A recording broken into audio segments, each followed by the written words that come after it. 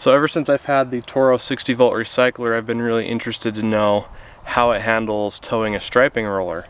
And I recently picked up a Big League Lawns striping roller for a Toro recycler, and it fits this. I've already done a video connecting this to this mower, and for those of you who have these things, you know they're fairly heavy.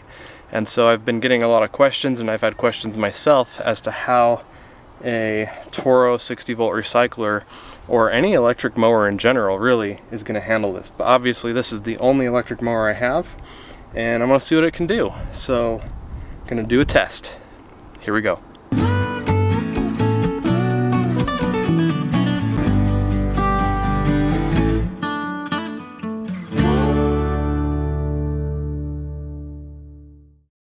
Now I've already made about 3 passes around the edges with the Time Master, just so I don't have to worry about, where I'm going to turn around. I'm just going to turn around when I hit the end. And I'm going to go long ways. So what I'm going to do is I've got 2 of these smaller batteries. These are 2.5 amp hour batteries. These are not the batteries that come with this mower, but they will work with this mower. So I've got 2 fully charged 2.5 amp hour batteries. I'm going to run a whole battery down without a striping roller, and then I'm going to put a new battery in, attach the roller, and see how long it takes. So we'll time everything and we'll see how it goes.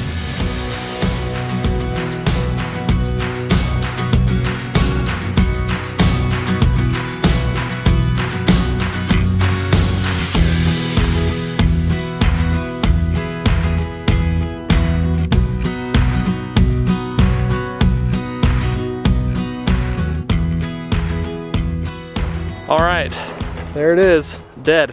1 down. First round is done, and I have to say that took a lot longer than I expected. I did more than half my backyard on that 2.5 amp hour battery. Look at that. All this was done, and it took 12 minutes and 20 seconds. I don't know if you could see that. Probably 5,000 square feet, maybe, just guessing. But yeah, a lot more than I expected. So I want to talk about how the results might be a little skewed, but I don't think it will really make much of a difference, because this is a very light mow. There wasn't really much to cut off. I would even call it a trim.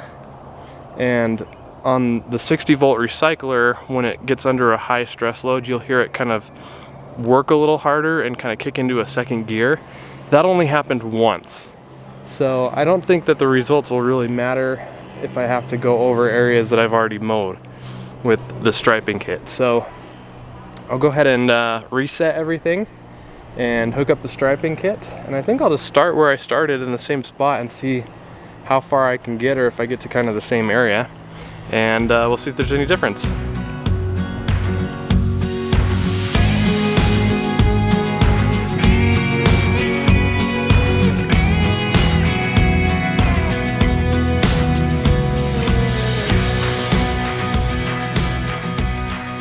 Alright, the second battery is dead, just back there.